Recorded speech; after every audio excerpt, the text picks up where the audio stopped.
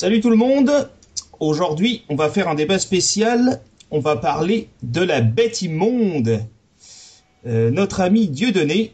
Et quoi de mieux pour parler de Dieudonné, tout simplement, que d'inviter un dieudoniste, un quenellier professionnel, un type qui parle plus vite que son ombre. J'ai nommé Christophe. Alors accessoirement, c'est un copain.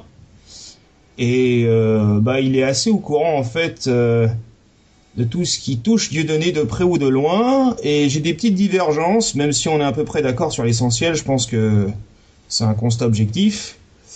Et donc on va en parler pour clôturer la boucle tout simplement. Donc vas-y Christophe, présente-toi en quelques mots. Donc voilà, moi c'est Christophe, je suis dieudoniste depuis quelques années. Passé maître quenellier, je crois, pour ceux qui ont peut-être vu une photo d'une de mes quenelles devant un camion Vals, le firme Vals Transport. Ouais. T'as pas peur de recevoir des lettres de fans ou de femmes hystériques? Oui, je redoute l'arrivée d'un courrier d'un fan nommé Roger en particulier. On précise, sans trahir un secret, qu'il est déjà marié. Ne vous précipitez pas sur l'homme. Oui, mais mesdemoiselles, je ne suis pas à prendre. Hein. Il n'est pas à vendre. C'est une bonne nouvelle pour certains, mauvaise nouvelle pour d'autres. Je ne suis pas célibataire. Oui, enfin, quoi qu'être dieudoniste aujourd'hui, c'est plutôt risqué. Alors, pourquoi parler de Dieudonné? Parce que tout simplement, on a fait un constat objectif. Je vais aussi parler pour lui. Hein, tu me corrigeras si je dis une bêtise. Il y a beaucoup d'exagération en ce qui concerne Dieudonné. Et pour ma part, je pense qu'il y a peut-être quelques maladresses aussi, et qu'il y a quelques subordinations de témoins, on va dire, à propos de Dieudonné. Et on va parler assez vite, je pense, de son entourage, ou plutôt de ce qu'il pense être son entourage. Moi, je serais un peu plus sceptique vis-à-vis d'Alain Soral. Mais on va d'abord parler de Dieudonné. Alors, je pense que pour l'intérêt du débat, c'est plutôt pas mal de plonger à la racine de Dieudonné, c'est-à-dire de parler de ses débuts. Donc je vais commencer l'intervention, Christophe, puis t'interviens quand t'as envie de compléter ce que je dis, ou d'affirmer, ou de contrer. Hein. C'est le principe, c'est la libre antenne, sans vouloir reprendre un slogan très connu. Donc je vais commencer mon exposé. Et simplement, Dieudonné, il faut savoir une chose, c'est qu'au départ, il était, on va dire, conscient dans l'antiracisme le plus binaire, hein, c'est-à-dire l'antiracisme médiatique qu'on vous vend toute la journée. Et il devenait très respectable, puisqu'il a formé vraiment, et il est toujours ami. Vous allez voir, le paradoxe est assez important là aussi, avec Elie Semoun. Et donc il a même fermenté une liste contre le Front National, et il devenait évidemment très respectable pour les médias de masse et pour les gens qui ont tendance à diaboliser un peu tout ce qui est un peu contraire à l'idéologie dominante. Et puis, il a toujours été très drôle, hein. Bon, Dieudonné, j'ai toujours apprécié l'homme, même s'il a évolué dans son parcours politique. Ça, c'est le droit de chaque être humain, d'évoluer dans sa conscience et dans ce qu'on défend. Seulement, il vaut mieux la mettre en sourdine un petit peu. Hein. Ça me rappelle la polémique avec Jean Rocasse. On pourrait parler de Jean Rocasse aussi, parce qu'après tout, on parle des comiques. Jean Rocasse qui a été interdit de spectacle parce qu'il a fréquenté c'était quoi, une université d'été du Front National. Il était venu, voilà, bon bref, on n'est pas là pour parler de Jean Rocasse, mais Dieudonné a fait la même chose. Et à un moment donné, il s'est pointé au BVR du FN, donc du Front, et puis ça a pas plu évidemment à l'image antiraciste qu'on en a donné. Alors je vais utiliser un mot un peu cru, mais tant que c'était le noir soumis qui bronchait pas, ça plaisait à tout le monde. L'antiracisme, c'est très beau quand c'est policé, mais quand il y a des divergences et qu'on veut essayer de penser par nous-mêmes, là tout de suite on nous met des barrières et on dit qu'il y a une limite à la liberté d'expression. Ça vous rappelle Saint-Just, pas de liberté pour les ennemis de la liberté. Et alors ce qui s'est passé avec Dieudonné, c'est qu'évidemment ils se sont connus avec Eddie quand ils étaient tout gamins, ils avaient l'ambition de faire équipe ensemble, et Et ils ont vraiment une amitié sincère encore aujourd'hui, moi c'est ce que je pense en tout cas.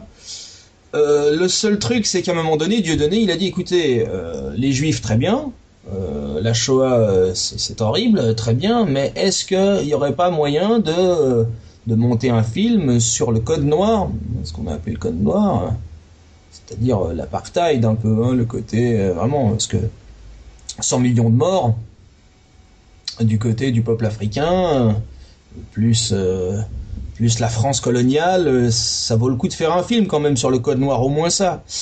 Et vulgairement, excusez-moi, on lui a un peu craché à la gueule. Donc il a commencé un peu à se rebeller, et Dieudonné, c'est Gérard Depardieu en moins subtil par moment. Après, évidemment, c'est provocation.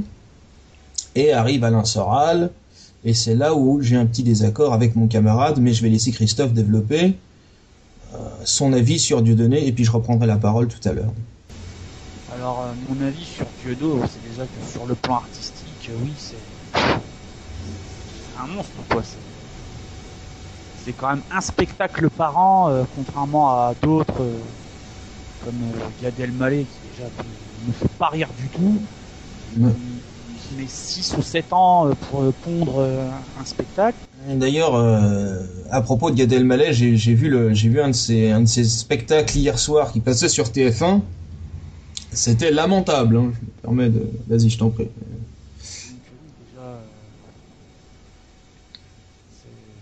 Déjà, oui, Gad, c'est un humour Dieudonné. Il flingue toutes les catégories de personnes ou de religions, Ouais. sans distinction aucune. Ouais. T'as vu combien de spectacles, toi, sur l'ensemble de ces spectacles, par exemple? Je vais peut-être en voir, ouais, je dirais pas loin de 6 ou 7. Pas loin d'une demi-douzaine.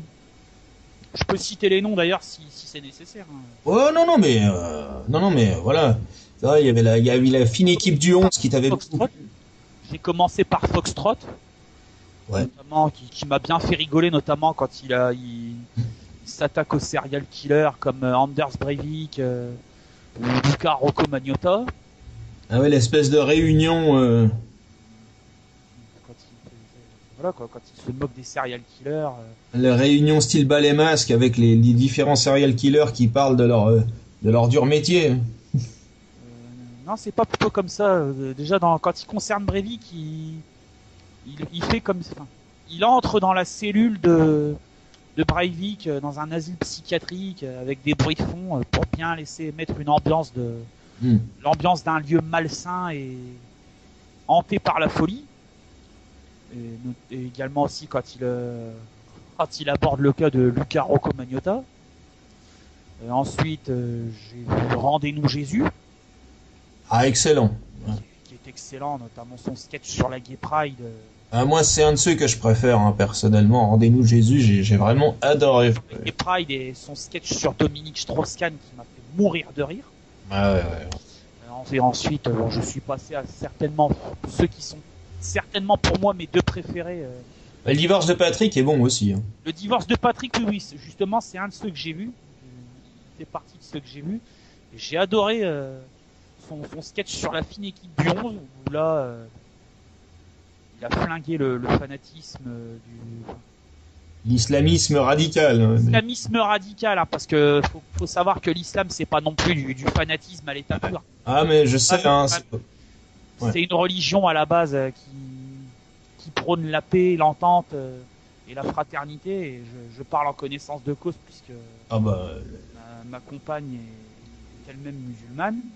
Et moi, j'ai un frangin qui pratique l'islam depuis 20 ans et j'ai fait une vidéo justement sur les attentats de Charlie Hebdo, sur l'attentat de Charlie Hebdo, et j'ai défendu, alors très clairement, sans même défendre d'ailleurs, en donnant des faits objectifs, l'islam depuis toujours. Donc je le dis d'autant plus que je suis pas musulman. Moi je le dis parce que je suis, voilà, j'ai un petit peu ma sortie de placard. Voilà quoi, j'ai ma belle famille qui est musulmane, je pratique l'islam depuis maintenant près d'1 an, et ce que j'ai vu pour le moment, c'est pas ce qu'on nous montre à la télé par rapport au Daesh ou au Boko Haram, c'est tout le contraire, c'est tout à l'opposé. Mais Dieudonné, ça t'a pas choqué ce qu'il a fait, hein. Je pense que... Au contraire, ça m'a même fait sourire. Voilà, hein, je pense que... Je la fine équipe du 11, il m'a m'a fait mourir de rire. Voilà. En fait, en substance, le sketch, ça voulait dire si vous êtes assez con pour croire ça, bah, c'est que... Et voilà, la chute de ce sketch, c'est si vous êtes assez con pour croire que le véritable islam, c'est de détourner un avion et de l'envoyer se cracher dans une tour. Ouais. C'est que vous êtes vraiment cons comme des balais. Ouais, donc tout à fait. Donc, ce qui s'est passé, c'est que bon, ensuite Dieudo, on va dire, il a été un peu surveillé. Maintenant, il est carrément plus surveillé. Il est fliqué. Hein. Bon, à l'époque, il était surveillé. Et puis, il a fait ce fameux sketch chez Fogiel. Du colon israélien. Du colon israélien avec le treillis militaire. Hein. Mais il l'avait fait depuis un bon moment déjà, ça, le sketch du colon israélien. Il l'avait fait bien avant le divorce de Patrick. Ouais, et puis... non, il l'a fait après. Il l'a fait après. Non, le colon israélien, il l'a fait bien avant avant deux de ses spectacles qui sont pour moi d'ailleurs, c'est les best-of. C'est J'ai fait le con, où il parle notamment du baptême de sa fille Plume. Et mes excuses. Qui a pour parrain Jean-Marie Le Pen. Mes excuses. Mais surtout un de mes préférés qui est Mahmoud. Ah oui. Il aborde notamment sa rencontre à Damas avec celui qui était à l'époque président de la République islamique d'Iran, Mahmoud Ahmadinejad. Ouais, tout à fait. Ouais. J'ai rencontré à Damas, moment à laquelle il a également eu la chance de rencontrer Hugo Chavez. Ouais. Ouais, mais il a aussi rencontré Nelson Mandela. Hein. Nelson Mandela qui a plutôt appuyé Dieudo en lui disant bon ben votre différence ça paraît un handicap comme ça, mais je soutiens grosso modo ce que vous êtes. C'est-à-dire que Nelson Mandela, c'était quand même... C'est pareil, pour Nelson Mandela, peu de gens s'en souviennent. Je vais faire un petit parallèle hasardeux, mais à l'époque, quand il était emprisonné, il n'y avait pas beaucoup de monde pour le soutenir. C'est venu bien après. Hein, par rapport à la période d'emprisonnement qu'a subi Nelson Mandela, les gens se sont réveillés un petit peu, hein, bien plus tard. Donc il y a un antisémitisme sous-jacent, il y a un antisémitisme réel qu'on cache, par exemple, et puis il y a l'antisémitisme qui est simplement une liberté d'expression. Moi, je suis pas d'accord avec tout ce que dit Dieudonné, par exemple. Je préférerais qu'il soit pas pote avec un type comme Alain Soral. Alors, on va en parler, mais si tu veux, à un moment donné, la limite de l'exercice, c'est que il est pris entre deux amitiés qui n'ont pas du tout la même origine. C'est-à-dire l'amitié avec Élie, ça c'est mon postulat. Je les connais pas assez personnellement mais je te donne un ressentiment par rapport à ce que dit Elie Semoun et par rapport à la façon qu'a de répondre Dieudonné. Tu remarqueras que Dieudonné pourrait être quand même beaucoup plus méchant avec Elie Semoun qu'il ne l'est dans ses réponses. Oh oui. Hein, il met des gants pourquoi? Parce que c'est un ami et qu'il n'a pas envie de le détruire complètement. D'ailleurs, c'est vrai qu'objectivement, il a moins de succès, mais il n'en rajoute pas non plus des tonnes, quoi. Et Elie Semoun, il essaye de faire un peu pareil, sauf qu'Elie Semoun, il est dans le système, entre guillemets, médiatique, ou du moins, il est à la télévision, j'aime pas trop le mot système médiatique, mais c'est un peu ça. Et, il est embêté. Je me souviens de son intervention dans un journal de 20 heures où on lui demande est-ce que vous trouvez que Dieudonné est drôle? Puis il dit en préambule mais si je vous dis qu'il est drôle, je vais avoir des problèmes. Bon. Donc il est pas drôle. En fait, il a voulu faire comprendre qu'il était drôle, mais qu'il est obligé de dire le contraire. Voilà. Donc c'est ça. Moi après, si tu veux, où j'ai un problème avec Dieudo, c'est la bifurcation et les amitiés avec Soral. Et voilà, lui qui défend, parce qu'il faut savoir aussi une chose que peut-être peu de gens savent, Dieudonné c'est quand même quelqu'un qui fait beaucoup de choses pour les pays africains. Ça n'excuse pas tout, mais on a le droit de défendre sa communauté, ou du moins son origine plus que sa communauté. On a le droit on a le droit de soutenir le Cameroun, c'est une origine camerounaise. On a le droit d'aider de construire des puits au Sénégal, etc., etc. Je pense qu'on a le droit de s'y intéresser, ça paraît normal. Quand on a une mensure de rejet, si tu veux, c'est normal qu'on devienne un petit peu plus radical. Bon, après, il y a des gens qui réagissent différemment.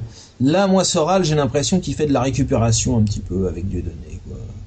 J'ai vu une de ses une de ses vidéos, il montrait des Africains complètement à poil et il disait c'est Dieudonné qui m'a ramené les vidéos. Bon, ça fait bien longtemps que l'Afrique n'est plus ce que...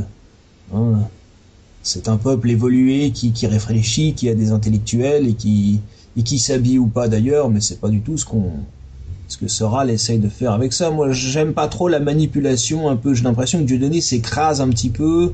Sur l'affaire Binti, je veux bien comprendre que ça soit une affaire, on va dire, personnelle et privée vis-à-vis d'Alain Soral, mais j'aurais quand même aimé que Dieudonné dise bon là t'as été un peu loin. Voilà, bon, chaque homme a ses faiblesses, hein, tu sais. Moi, si on me présente une très très jolie femme, je suis pas sûr. Bon, je résisterai parce que évidemment je suis en couple, mais tout dépend de la durée. Chaque être humain a ses faiblesses. Vu que je les connais pas encore, les miennes complètement, je peux pas donner un avis objectif là-dessus. Mais je trouve qu'Alain Soral se sert un peu de Dieudonné comme prétexte. Voilà, c'est ça que je veux dire. Et ça l'enfonce plus qu'autre chose. Et en plus, là, Dieudonné, il a des ennuis, on va dire. C'est pas d'aujourd'hui, mais là, ça devient très sérieux. Alors là, maintenant, tout le débat, c'est de savoir est-ce que son dernier spectacle va être le dernier ou est-ce que c'est un coup de pub. Moi, je suis pas persuadé que ce soit un coup de pub. J'aimerais bien ton avis là-dessus, Christophe. Qu'est-ce que t'en penses, toi? Ce que je pense, c'est que sur le coup, j'ai pensé à un coup de bluff. Et après, petit à petit, j'ai essayé de réfléchir, tout ça. Et je pense que c'est peut-être pas du bluff qu'il le pense sincèrement, parce qu'il a peut-être envie de mettre sa femme et ses enfants à l'abri. Ouais. Vu de toutes les menaces qu'il reçoit et le fait que... C'est vrai, une menace de mort en plus. Hein, menace de mort, menace de kidnapping, on a menacé de pondre sa femme. Et à chaque fois, la justice... Ouais. Muette comme une tombe, quand on ne dit rien. C'est-à-dire, c'est vrai. Bon, c'est le jeu. À l'époque où Michel Onfray avait encore un discours audible, je suis un peu méchant avec Michel Onfray, mais j'ai mes raisons. La façon dont il attaque l'islam systématiquement dans le côté le plus noir, on peut faire ça avec toutes les religions. Donc je suis un peu méchant avec Michel Onfray en ce moment. Il avait dit une phrase très juste. Hein, il avait dit la justice dit le droit, mais elle ne dit pas le vrai ni le juste. Et le droit, parfois, c'est le droit de ceux qui l'établissent. Alors, moi, je vais pas participer aux théories du complot, etc., mais on va dire au moins qu'il y a un minimum d'acharnement. C'est clair, net et précis. Maintenant, Dieudonné, généralement, quand on l'agresse, il en rajoute aussi des couches et des couches. Donc, c'est pour ça que je pleure pas non plus complètement sur son sort. Mais si tu me parles de faire la séparation entre ce qui lui arrive et le comique, il est clair que Dieudonné a un génie comique sans précédent. Pour moi, c'est l'égal de Coluche, ou du moins ça serait le Coluche d'aujourd'hui, puisque Coluche, à mon avis, ça serait retrouvé dans la même situation que Dieudonné. Même des proches après son réquisitoire son réquisitoire sur la communauté juive dans une édition du tribunal des flagrants délires. Quand il disait comme ça dans son sketch, si les juifs allaient à Auschwitz, c'est parce que c'était gratuit. Ouais, mais d'ailleurs... Jakubowicz, dans une vidéo, l'a même dit, fait, oui, je crois que... Oui, aujourd'hui, on porterait plainte, oui. Ouais, mais en fait, au départ, ce qui est intéressant dans cette vidéo, c'est qu'il le dit pas aussi clairement tout de suite. Parce qu'il se dit... Il le dit pas clairement, il le dit vraiment à la fin. Il a vraiment fallu que le... Ouais, insiste un petit peu, d'ailleurs... le journaliste insiste un petit peu, hein, il a fallu le faire craquer. Ouais, il a fallu, là, il a dit oui, effectivement, le cas se poserait aujourd'hui, on porterait plainte. Voilà. Et bon, alors, moi j'ai eu un débat là-dessus avec ma grand-mère qui me disait oui, on peut pas tout faire, mais on donne trop de liberté d'expression, mais en même temps je suis pas Charlie, etc., etc. Oui, bon. Mais Dieudonné, c'est pareil. Moi, j'ai prononcé une fois juste le Dieudonné. On m'a regardé avec des yeux ronds en disant qu'est-ce que tu prononces le nom du diable, quoi. Ça reste un être humain. Maintenant, j'essaye sincèrement de donner un avis objectif. Hein. Moi, je suis pas là pour le défendre ou pour l'attaquer personnellement. Moi, j'aime bien son humour et je sais qu'il fait des choses au Cameroun et voilà.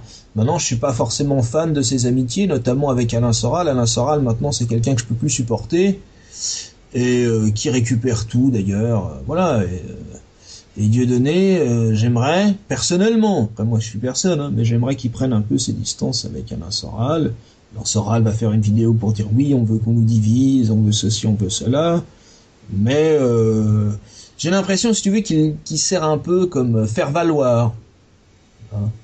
Et je sais pas. Je pense que Dieudonné mérite mieux que ça. Il mérite mieux aussi que d'aller dans les médias. Là-dessus, je suis un peu d'accord avec lui. Notamment TeamSeat, tu peux raconter l'histoire avec TeamSeat qui était assez drôle, hein, qui avait comparé Internet à une boîte à chaussures.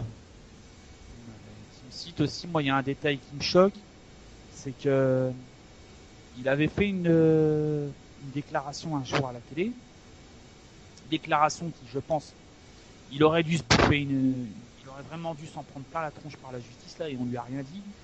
Quand il a dit comme ça à la télé qu'Adolf Hitler était un génie. Ouais. Personnellement, moi, je pense que c'est quand même limite de dire ça, quoi.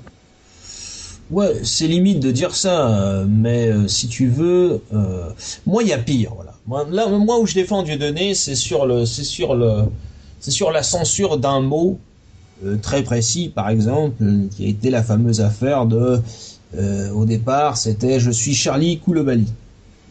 Alors j'en ai déjà parlé dans une précédente vidéo, mais puisqu'on parle de Dieudonné, c'est important. C'est-à-dire ils ont enlevé le je me sens, etc. Et puis là j'ai vu une déclaration de son avocat. J'ai oublié son nom, tu peux me redonner son nom? Alors c'est Maître Sanjay Mirabeau. Maître Sanjay Mirabeau, qui se marre bien, hein, d'ailleurs, apparemment, dans les coulisses des spectacles, il est toujours mort de rire avec ses entrées VIP, qui expliquait simplement que c'était deux prénoms qui n'avaient rien à voir l'un avec l'autre, et que donc, d'un point de vue judiciaire, le seul qui pouvait attaquer en justice c'était le Premier ministre, mais qu'aucun avocat sérieux ne le ferait, puisqu'il serait déjà mort de rire, quoi. Bon, bref. Donc il est très confiant là-dessus. Moi, à sa place, je serais un peu moins confiant, mais j'espère sincèrement qu'il va s'en sortir, quoi. Maintenant, là où je critiquerais Dieudo, bah, c'est sur les appels aux dons, par exemple. Là, je trouve que c'est normal qu'il ait morflé, quoi, personnellement. Voilà. C'est comme les vidéos de Soral qui maintenant sont payantes. Ouais, parce qu'elles sont de nouveau payantes, hein. Elles sont de nouveau payantes. Il avait dit qu'il le referait pas, mais de nouveau, faut recasquer 2 € pour pouvoir avoir accès à la vidéo. Et c'est illégal. C'est illégal, hein. Il prend 80% des bénéfices des vidéos. Bon, ça, on sort un peu du sujet, mais Soral est un peu lié à Dieudonné, donc on est obligé à un moment donné d'en parler. C'est illégal. Il a aucun droit de faire ça. Enfin, bon, après il fait ce qu'il veut. S'il est pas emmerdé par ça, tant mieux. Mais la façon qu'il a de récupérer Welbeck, etc. Cela dit, il valide. Il valide le livre de Welbeck. Oh, il valide un peu le livre de Welbeck et mon analyse aussi. Bon, là-dessus, pour une fois, tu vois, je suis d'accord avec Soral, hein, quand il dit que ceux qui l'ont pas lu, bah, disent que c'est un anti-musulman. Et puis ceux qui l'ont lu disent non, c'est une fiction, c'est intéressant, c'est nuancé, etc., etc. Bon, alors lui il récupère ça, bon, on n'est pas là pour parler de ça. Toujours est-il que les médias ont tendance à mettre un peu tout le monde dans le même panier, si tu veux. Ça serait Dieudonné en premier, Soral en deuxième, il y aurait Zemmour et Welbeck qui se partageraient la troisième place, quoi. On peut pas mettre sur le même plan d'égalité un comique un peu influencé par un mégalo, parce que là je pense que c'est un fait objectif, hein, Soral et mégalo. Ça... Le Tony Carrera intellectuel, hein, comme je l'appelle. Ouais, moi j'ai été plus dur, hein, je l'ai appelé le HPG intellectuel. Ah, c'est les deux mêmes, hein, tu sais, HPG et Tony Carrera, c'est la même branche cinématographique. Oui, c'est tout à fait, oui, mais bon, HPG pour moi ça a une connotation plus capillaire. Ah, mais Tony Carrera aussi, hein, il est... Ah bon, il est chauve aussi. Ouais. Carrera aussi est un chauve. Hein. Ah d'accord, ouais, bon. Ça pour ceux qui ont eu comme moi, le hasard de tomber sur le remake de Bienvenue chez les Ch'tis, quoi. Hey, t'as quand même dit la chance, hein. J'ai vu le lapsus. Ah, j'allais dire la chance. Ouais. Bah, je l'ai plus regardé comme une comédie, quoi. C'est vrai que j'ai rigolé. J'ai plus rigolé en voyant ce film comme une comédie. Ouais, non, bon, on n'est pas là pour... C'était du hasard, hein. C'est vraiment... je ne suis à la base, je ne suis pas du tout amateur de ce genre cinématographique. Non, pas du tout, évidemment. Moi, je suis plutôt sur les adaptations de comic books ou les adaptations de Tolkien, moi. C'est plutôt mon trip. Ah, mais c'est très bien. Ben, là-dessus, on a à peu près les mêmes goûts. Je veux dire, les adaptations... Vraiment, je ne suis pas du tout un pornographe. C'est vraiment pas du tout mon trip. Bon, on a tous une autre période. Non, mais On est tous passés par la puberté, hein, je l'avoue. Hein. On a tous eu 18 ans un jour. ouais, même avant, hein. 18 ans, ça c'était quand on respectait un certain code. Hein. Maintenant, tu vois d'autres choses. Non, mais pour en revenir sur Dieudonné et peut-être pour des mots de conclusion, moi je pense que euh, les médias donnent une information. Je pense qu'il faut pas tomber dans l'excès inverse. Moi j'ai un cousin qui défend tout le temps la théorie du complot sur tout et n'importe quoi. Je pense que Internet aussi, ça permet d'avoir une information et qu'il faut faire aussi, on peut faire la part des choses. À un moment donné, on a tous une conscience, etc. Moi, je suis très nuancé avec Dieudo. Je trouve simplement, objectivement, il y a un acharnement qui je trouve pas normal. Voilà, je trouve que c'est pas normal. Maintenant, il est dans un environnement que je trouve pas très sain. Tu vois ce que je veux dire? Ah, je vois. Ouais, je trouve que l'environnement est pas top. Maintenant, il a le droit à faire son métier. Moi, il me fait mourir de rire, hein, soyons bien Moi clairs. aussi. Moi, il me fait mourir de rire, hein. C'est vraiment, voilà. Tu peux pas soupçonner qu'un homme qui te fasse rire comme ça soit mauvais. C'est impossible. Ah, c'est impossible. Et en plus, il a combien de gamins? Et il en a Je crois qu'il doit en avoir 5 ou 6, quelque chose comme ça. 5 ou 6. Donc, bon, voilà. Maintenant, bon, c'est vrai qu'il y a il y a des vidéos qu'il a tournées avec ses gars, je veux pas revenir dessus, mais bon, c'est des petits jeux de mots faciles.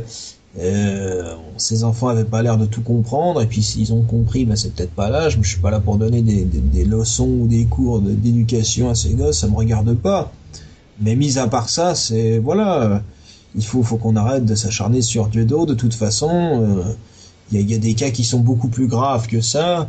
Et encore une fois, il n'y a pas que Dieudo. Je veux dire, Daniel Prévost qui défend Dieudo, par exemple. Tu l'entends beaucoup à la télévision en ce moment? Non, mais je l'entends beaucoup à mon travail. Ouais, ouais. Je l'entends beaucoup à mon boulot, Daniel Prévost, parce que je travaille dans une ligne de supermarché dont je ne donnerai pas le nom. Et Ah oui, d'accord, ouais, ouais. on entend beaucoup les spots publicitaires avec Daniel Prévost. Ah ouais, non, non, mais parce que c'est un des rares qui a défendu Dieudo du début à C'est la un des fin. rares qui a défendu Dieudonné et qui n'a pas retourné sa veste, contrairement à Vas-y, dis-le, vas-y. un certain petit Marocain, Ah, dis-le, dis-le. oui, Jamel Debbouze. Voilà, par exemple, là, voilà. Ouais. Je dis ça, un Marocain. Mais, Ma belle famille est marocaine, donc.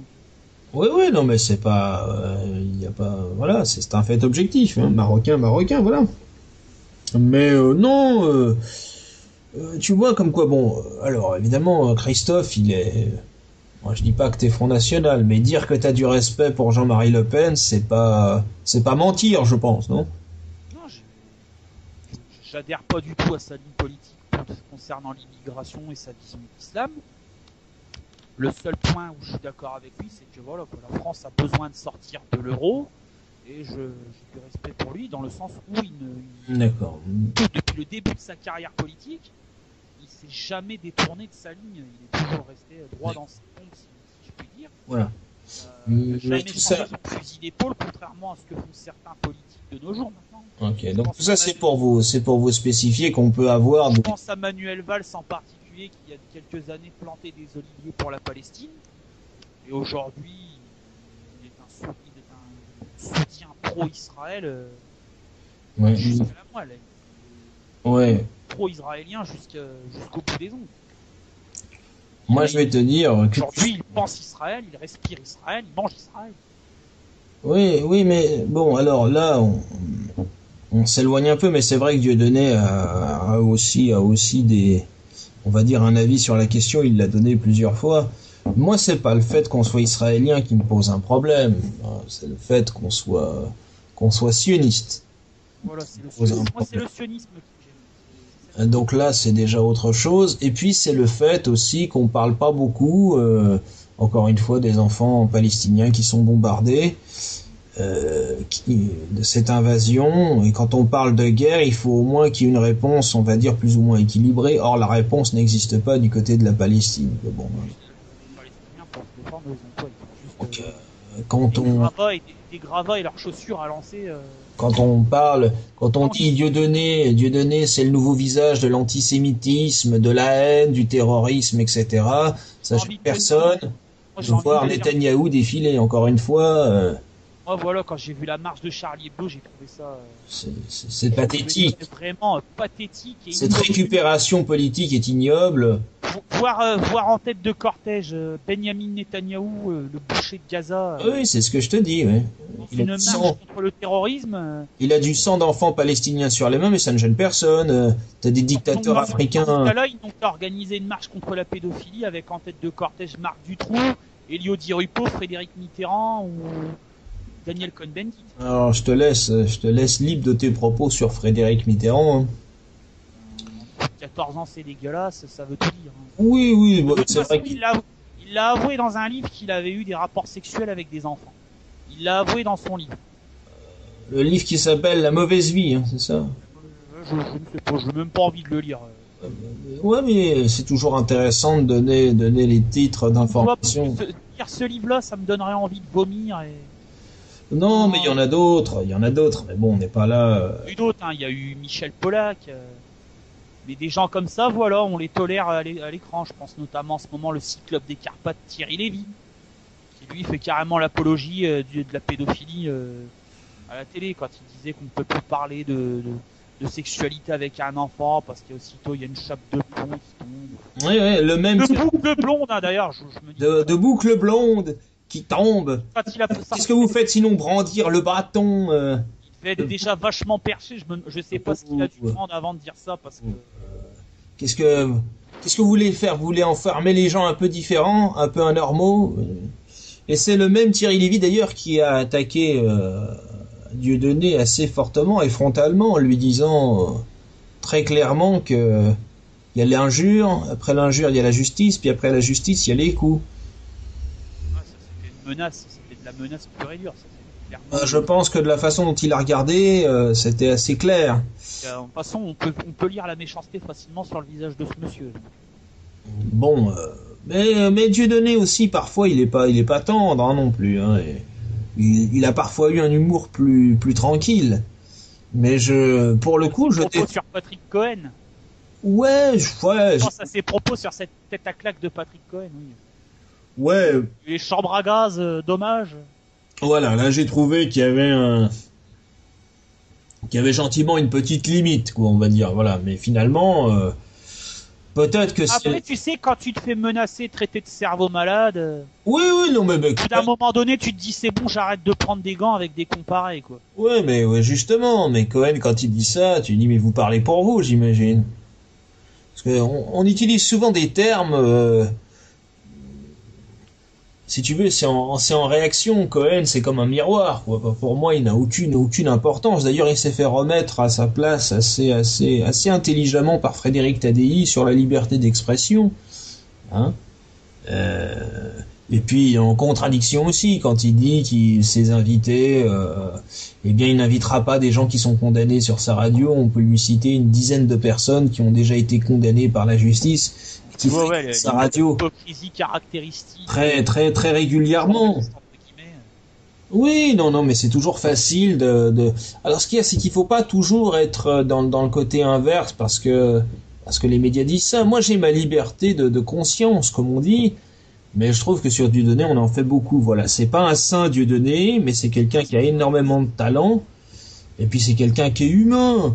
Et puis je trouve qu'on s'acharne, donc après on va encore dire en faisant ce type d'émission tous les deux qu'on va en faire une victime, regardez les méchants médias, regardez etc. la justice et compagnie. Bon bah là où il devait être condamné, il a été condamné, mais sur combien de procès? Bah oui. C'est ça. Il a gagné pratiquement la quasi-totalité. Bon là je sais qu'il a pris une prune de 30 000 € d'amende pour ses propos sur Patrick Cohen. Ouais bon... Voilà, discuter du chiffre. Il a largement les moyens de les payer. Ouais. Bah quoi que là, il est venu chez nous en Suisse à Lausanne parce qu'à Genève il a été interdit cette fois-ci. Apparemment, je sais pas exactement le fin mot de l'histoire, mais bon Lausanne c'est pas très loin. Et apparemment il a dû payer la sécurité entièrement à ses frais. Donc il en a eu pour 100 000 balles suisses, et 100 000 balles suisses, c'est exactement ce que lui a rapporté son spectacle complet, quoi.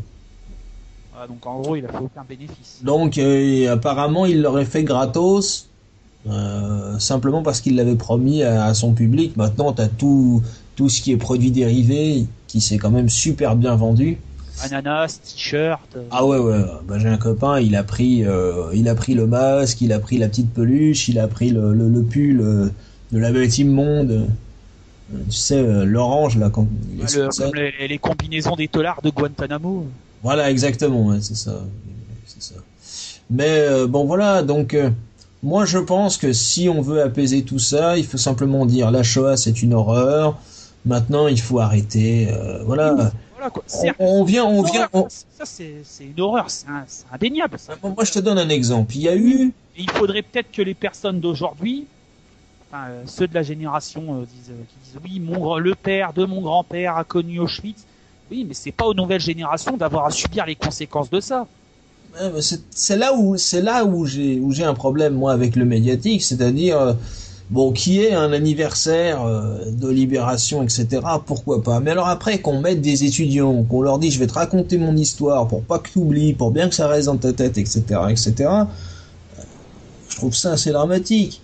Moi, je pense qu'on doit enseigner le fait religieux à l'école. Je pense qu'on doit enseigner tout, qu'on doit enseigner le code noir, qu'on doit enseigner les tragédies de l'histoire, parce que ça fait partie de l'histoire.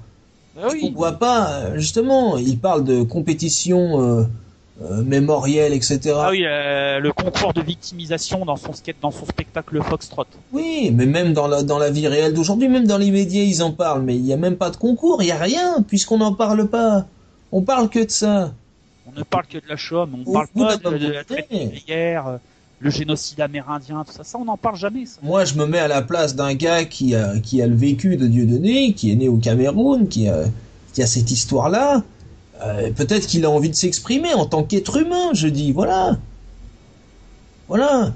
Bon, après, je sais pas si c'est vrai, il paraît qu'il a fait un chèque de 5 000 euros à la LICRA en signe de paix, puis que la LICRA réclamait 300 000 euros. Je sais pas si c'est vrai, hein.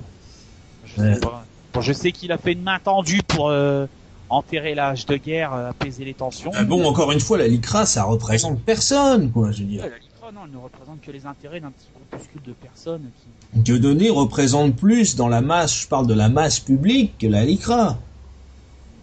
Donc, non, mais c'est vrai, il faut reconnaître ça. Bon, après, encore une fois, moi, je suis pas d'accord avec tout ce que fait Dieudo, mais je respecte l'homme, quoi.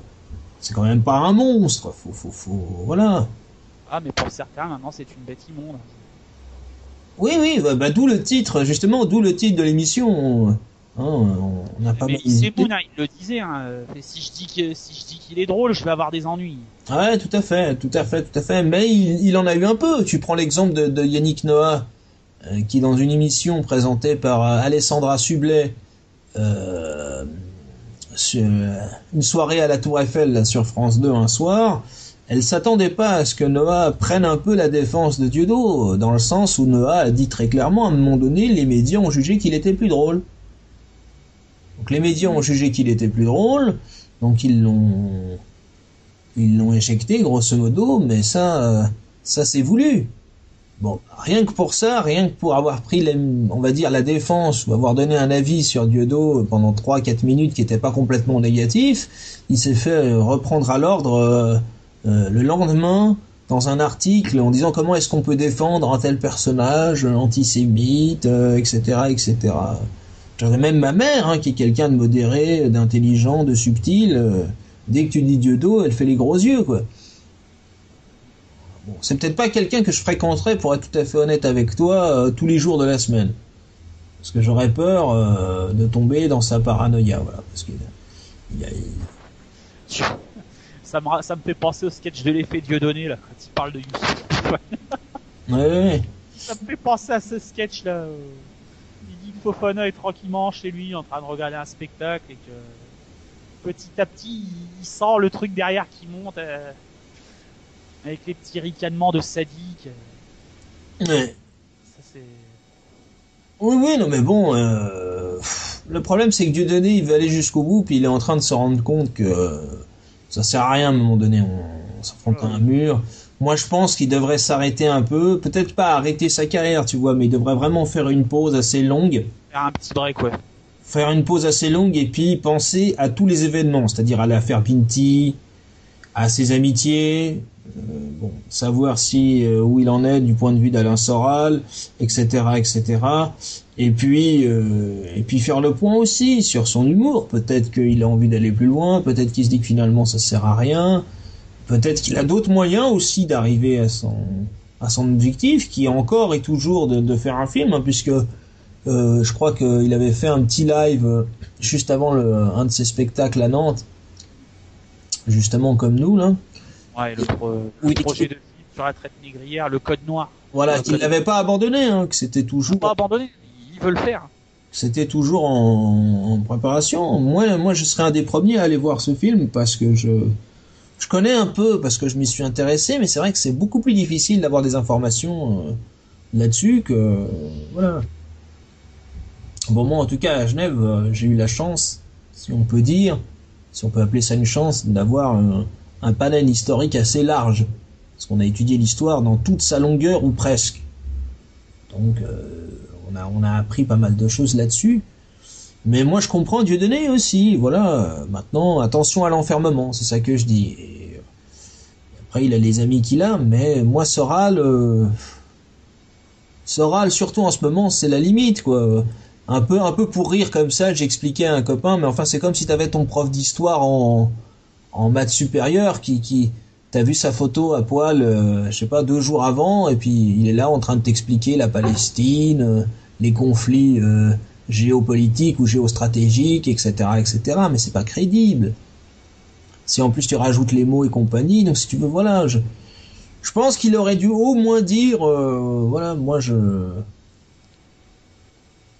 Ouais, je vois ce que tu veux dire, t'inquiète. Tu vois, voilà. Prendre une petite distance critique sans assassiner ses copains, parce que même si je suis pas d'accord avec Soral sur ses doubles discours, je pense que tu les as constatés aussi, même si t'es plus proche de Soral que moi. Non, c'est vrai que depuis quelques temps, je vois que Soral il commence à partir un peu en couille, notamment déjà quand il a déformé les propos d'Éric Zemmour. Ouais, ça a commencé à partir de là déjà. Déjà quand il dit que Zemmour appelle à la guerre civile, alors que non, il a simplement dit qu'il pensait qu'il y aurait une guerre civile. Ouais. Et moi-même, je pense que je rejoins l'idée d'Éric Zemmour. Je pense que la France va pas tarder. Ah, mais ça finira par péter. Ça finira par péter. Mais pas par ceux qu'on pense, pas par ceux qu'on pense, pas par Dieudonné, Soral ou parce que même Soral, même s'il en rêve, je sais pas s'il en rêve. D'ailleurs, je crois même pas qu'il en rêve. Non, il en rêve pas du tout. Je pense que c'est le peuple qui va prendre la baïonnette pour le coup vraiment, mais parce qu'ils en ont marre. Mais bon, ça c'est un avis objectif. Moi, je te donne ça d'un point de vue extérieur. Moi, je pense que Dieudonné sert quand même pas mal de bouc émissaire. Alors, je sais bien qu'il faut pas prononcer ce mot-là parce que sinon les médias te reprennent tout de suite en disant, tu vois, il a dit bouc émissaire, donc il a réussi, il se fait passer pour une victime. Dieudonné, il faut qu'il assume ses propos. Je te l'ai déjà dit, j'ai été critique, notamment plusieurs fois sur Dieudonné quand il a fait des appels aux dons. Non, là, ouais, c'est vrai que c'est... Et qu'il assumait pas ses dires. Voilà. Si moi je dis une connerie, eh bien j'ai la liberté de le dire, mais après j'assume ce que je dis. Non, là, les appels aux dons de Dieudonné, j'ai un peu considéré ça au même titre que les appels aux dons des enfoirés, quoi. C'est... Ouais. Le coup pense à ce que c'est devenu maintenant, des riches qui demandent à des RMistes, à des smicards de filer du fric à des RMistes. Voilà, mais bon, tu vois, on parlait de Houellebecq tout à l'heure, c'est comme Houellebecq qui avait déclaré que l'islam était la religion la plus con du monde, puis il a fait son mea culpa. Puis là, maintenant, il a fait son mea culpa en disant... son mea culpa, il a lu le Coran et il a bien vu que... Il a dit qu'il fallait une vision moyenne du Coran n'aboutissait pas à la conclusion qu'il en avait eu en 2001 ou extrémiste. Il faut vraiment une vision très très très malhonnête du Coran pour arriver à cette vision donc une vision d'extermination quasiment. Une vision du Coran à la sauce Boko Haram ou Daesh. Ouais. Donc en conclusion, que vous dire sur Dieudo d'un point de vue humour, pour moi, c'est inégalé. Je pense que l'humour qui n'est pas corrosif n'est pas drôle. C'est un peu celui-là. Après, il y a des changements. Mais Pour faire rire, faut toucher la corde sensible, c'est tout. du Raymond DeVos, il y en a pas. Il n'y en a pas 36, il y en avait qu'un, et De Funès, il y en avait qu'un, voilà. Luche, il y en avait qu'un, le Luron, il y en avait qu'un. Voilà, donc du génie comique, il faut reconnaître le génie comique. Maintenant, on peut reconnaître le comique, dire qu'on n'est pas d'accord avec tout, mais aussi constater effectivement qu'il est un peu, je dirais pas mis au banc, parce que ça, à la limite, il s'en fout, mais voilà, c'est la victime un peu facile, quoi. C'est un peu le, voilà. On a pris l'habitude de taper sur Dieudonné, on a réussi à construire une image de Dieudonné qui n'est pas tout à fait la vérité non plus, et on tape dessus, et puis il finira par aller en tôle de toute façon, mais ça je pense qu'il en a conscience. Donc je pense que ça serait sage pour lui de prendre un peu de recul, de profiter de sa famille, et puis voilà, je pense qu'il a les moyens de toute façon de prendre en tout cas 1 ou 2 ans sabbatique, mais vraiment, et puis à la limite, une fois que le soufflet est un peu tombé, faire une intervention médiatique où là il y aura de toute façon une curiosité, donc les gens seront de toute façon un peu plus ouverts à l'écoute, puisque ça aura fait 1 an, peut-être 1 an et demi qu'on l'aura plus entendu. Donc d'un seul coup, les oreilles vont s'ouvrir en disant tiens, peut-être que ça a évolué, peut-être que ça a changé, puis à ce moment-là, il y aura peut-être une vraie réconciliation. Mais il faut qu'il continue son combat sur son projet de film. Moi, j'appuie son combat là-dessus totalement. Moi aussi, parce que c'est vrai que le code noir, la traite négrière, c'est malheureusement quelque chose Oui, qu'on ne dit pas assez, et c'est pourtant, et d'autres drames, ça a été une tragédie, il y a eu des millions de morts là-dessus aussi. Et d'autres drames. Donc, moi, je veux bien. À partir du moment où on parle de compétition, c'est qu'il y a un minimum de jeu d'équilibre. Or là, il n'y a pas de jeu d'équilibre. Voilà. Il n'y a pas de jeu d'équilibre, puisque le seul génocide dont on nous parle en permanence, c'est Et, le génocide de la Shoah. et j'ajoute même que le service public a une part de responsabilité Oui, ils ont une part de responsabilité là-dedans. dans cette course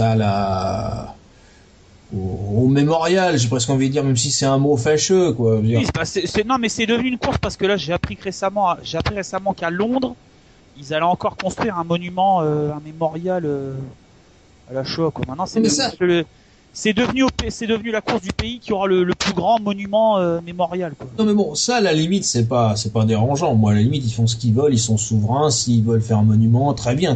Mais moi je parle plus en général, si tu veux. D'un seul coup, alors on te parle de Shoah. Ensuite, on te remet. Moi, je les ai vus. Je les ai même mis en DVD. Apocalypse Hitler, les deux volets qui sont très intéressants. Ouais, je les ai regardés, moi. Hitler, c'est intéressant. Parce que j'ai la chance d'être l'arrière-petit-fils d'un ancien résistant, donc. Voilà, donc si tu veux, moi je trouve ça intéressant. Ben, on te met ça. Après, on te met voilà le bunker d'Hitler. Après, comment les chars ont été conçus par les nazis. Ensuite, on te parle d'Hugo Boss. Ensuite, on te parle de ceci, on te parle de cela. Et on revient toujours à la même période de l'histoire, qui est un drame, encore une fois. Ah oui. Qui est un drame. Mais il faut arrêter. Il n'y a pas une semaine où on te parle pas de ça. Juste après les attentats de Charlie Hebdo, on t'en rajoute encore par-dessus. Parce que ça, en plus, ouais, les attentats de Charlie Hebdo, justement, regarde, c'est bien que t'en parles. Parce que j'en avais parlé avec un de mes collègues au travail. Notamment quand il y a eu l'attaque dans l'hyper cachère. Et Ouais. j'ai dit comme ça à tout hasard. J'ai dit je sais pas pourquoi, je sens bien que Manuel Valls ou François Hollande vont nous évoquer la Shoah. Et ça a pas raté. Le soir même, on avait un discours de Manuel Valls à la télé et qui faisait encore allusion à la Shoah. Oui, mais tu vois, alors là encore une fois, il y a, on peut comprendre. Moi, je comprends pas trop sa position parce que ça veut dire qu'on exclut les premières victimes qui sont les musulmans dans cette affaire. Oui, parce qu'il y a eu, ça c'est un truc qu'on dit pas, mais il y a quand même eu 2 musulmans qui ont été tués dans cette affaire. Non, mais dans l'attentat là, Dans l'attentat, il y a eu des musulmans tués. En Occident. Mais en règle générale, là, Manuel Valls dit en Tunisie ou en Libye ou dans des pays où bon, en Tunisie ça va encore, mais en Libye surtout, où ça se passe pas très bien pour les musulmans, je vois pas tellement Manuel Valls dire ils ont tué que des juifs. Bon, il a pas totalement dit ça, mais en gros ça veut dire voilà les juifs en première ligne. Or les premiers concernés par ces fanatiques sont les musulmans eux-mêmes. Ça il faut le dire clairement. Donc encore une fois, quelle image on donne de cette France? Moi c'est ça, moi je condamne tous les meurtres, tous les assassins, et Et celui qui me traiterait d'antisémite, mais je rirais. Je serais en train de pleurer de rire, voilà, et j'ai pas envie. Moi, mais justement, moi, c'est ce que je fais quand on me le dit, donc. J'ai pas envie de d'étaler. Je peux pas être antisémite puisque ma compagne elle-même est une sémite, donc. En plus, il faut, bon, ouais. Là, ça me fait mourir de rire, quoi. Ouais, non, mais bon. Je me pisse dessus, je me tape le cul par terre quand j'entends quelqu'un me dire t'es un antisémite. Tout de suite, t'es obligé de spécifier, voilà, regarde, j'ai des copains qui sont juifs et compagnie, ça, j'ai pas envie de rentrer dans ce... Ah, voilà, quoi. Bientôt, tu sais, tu vas dire... On va faire la liste des amis, un peu comme la liste de Schindler, donc faut se calmer. Faut se calmer avec ça. Non, moi je pense qu'il faut rétablir et avoir un peu de sérénité et de hauteur de vue là-dessus.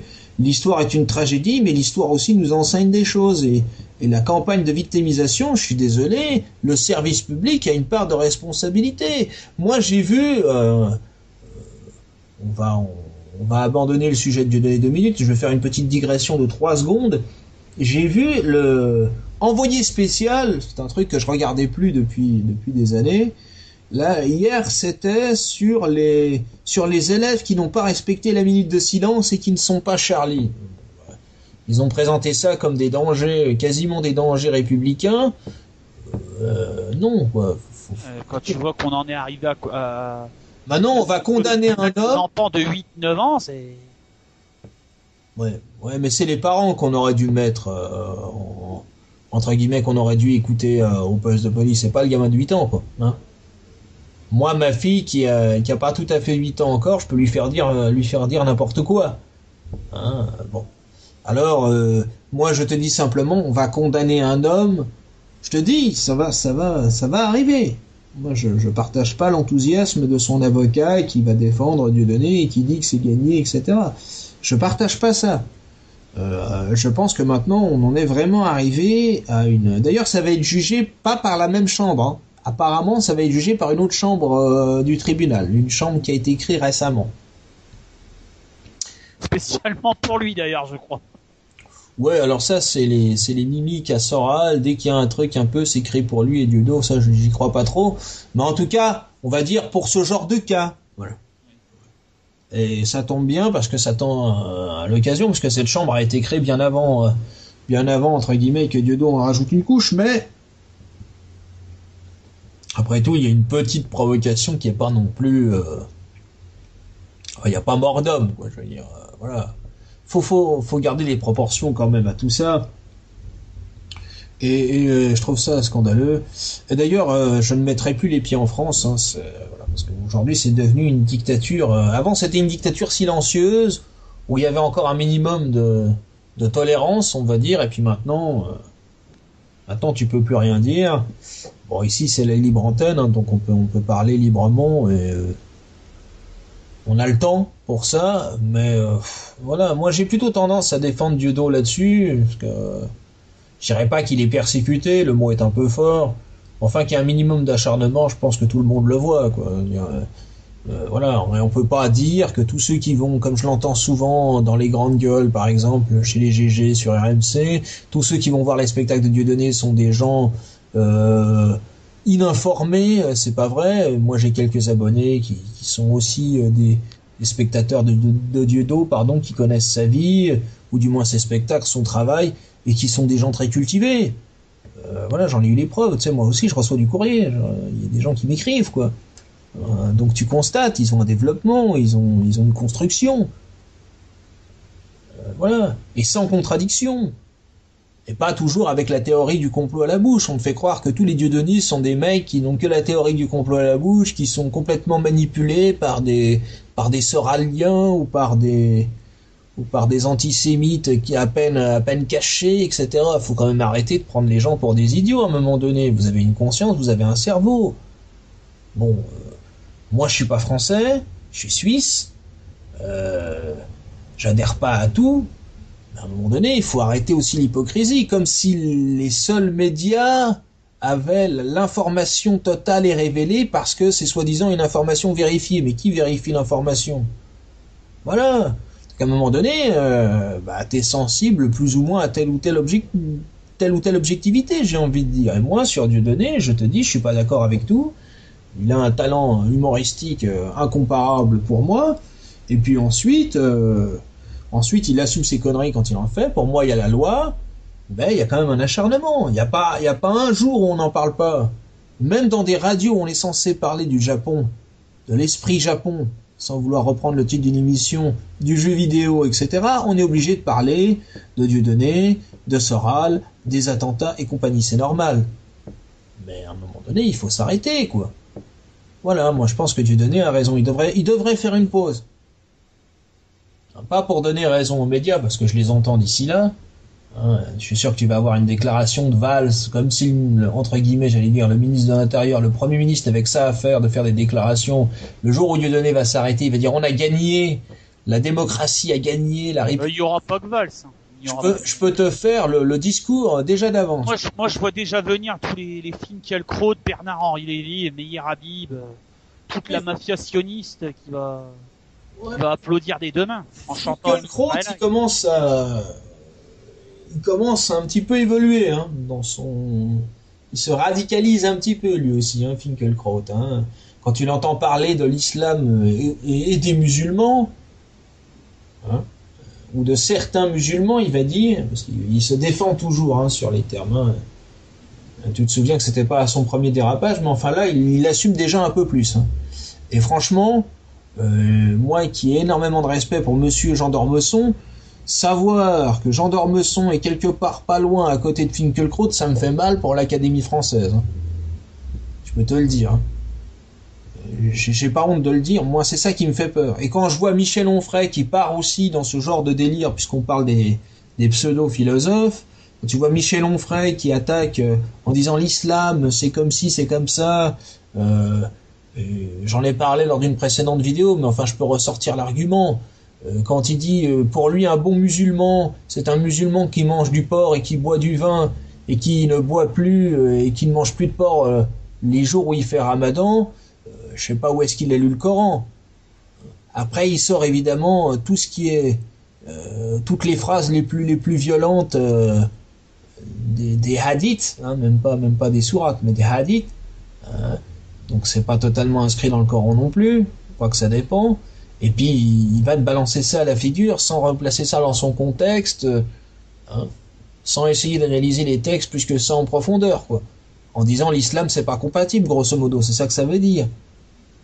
Donc je trouve ça un peu facile de la part d'un... Ouais, franchement, j'avais pas mal de respect pour Michel Onfray, je trouvais que c'était un philosophe qui avait un peu de hauteur. Il m'a beaucoup déçu ces derniers temps, il y a beaucoup de discours qui se radicalisent. Hein, c'est pas forcément Dieudonné qui parfois a le discours le plus radical. Ça vient des gens qu'on tolère comme Finkielkraut. Je rappellerai Tesson. Il est toujours bon de rappeler Philippe Tesson qui voulait la mort de Dieudonné, qui disait que la mort de Dieudonné par peloton d'exécution le réjouirait au plus haut point, et qui ensuite a déclaré quelques années plus tard, assez récemment, ce qui lui a valu son éviction du point, que ceux qui amenaient la merde en France, c'était les musulmans. Ouais, tout à fait. Voilà. Donc là, je pense qu'il y a des gens qui ont une position intellectuelle quand même beaucoup plus avancée que Dieudonné d'un point de vue médiatique et d'un point de vue position éditoriale, d'un point de vue journaux, télévision, médias. Il faudrait qu'ils fassent attention. Et les médias n'ont pas à faire un amalgame en mettant Michel Houellebecq, Dieudonné et Éric Zemmour sur le même plan. Houellebecq, c'est un écrivain qui a énormément de talent, il fait un roman, une fiction, il donne mais vraiment en survolant une petite possibilité, ça reste une fiction et un roman, objectivement. Zemmour, c'est un journaliste, entre guillemets politologue et écrivain, donc il n'est pas là forcément pour adhérer à un parti, donc on n'a pas à le coller au Front National non plus. Et puis Dieudonné, c'est un humoriste qui, parfois se laisse un peu influencer, mais ça c'est mon avis. Et voilà, et je pense qu'il est combatif, mais que parfois il est un peu perdu et qu'il a besoin de faire le point. Je pense que ça serait bien pour lui, pour en terminer sur le sujet, je pense que ça serait bien qu'il bah pas qu'il s'arrête, mais qu'il fasse une pause, quoi. Qu'il fasse une pause méritée, on va dire, qu'il s'occupe de son noyau et puis qu'il se... Voilà. Parce que il y a sûrement des choses qu'il dit pas, hein, mais ça doit pas être facile à vivre tous les jours. Et puis moi avec Soral, je sais pas. Avec Soral, je suis sceptique, mais bon, j'avais promis qu'on allait plus parler d'Alain Soral, donc on n'en parlera plus. Apparemment, on a des points de vue qui se rejoignent sur Alain Soral et j'en suis heureux. C'était pas gagné au départ, mais comme quoi l'intelligence, une fois qu'on a les textes, l'intelligence peut se mettre en fonction et interpréter les textes. Et c'est ce qu'on a fait tous les deux. Je pense qu'on est d'accord pour pas mettre Soral et Dieudonné dans le même marigot, j'allais dire, pour reprendre l'expression de mon cher Dormesson. Voilà, donc, eh bien, vous comprendrez donc globalement, même si je suis pas d'accord avec tout, moi je soutiens Dieudonné. Et puis je vais laisser le mot de la fin à Christophe pour une fois. Ça changera. Mon opinion sur Dieudonné, alors rejoindre Michel, un artiste. C'est un très grand artiste sur le plan humoristique. Après, oui, sur le plan externe à ça, qui se méfie quand même de ses accointances, notamment avec Soral. Personnellement, j'ai moins confiance en Soral. Je suis un peu plus méfiant depuis l'affaire Vinci et depuis les contradictions qu'il a eu, enfin le double discours qu'il a eu sur Éric Zemmour. Ouais. Voilà, je dirais ça. Ouais. Et ben en tout cas, merci de votre attention. Il n'y a pas de quoi.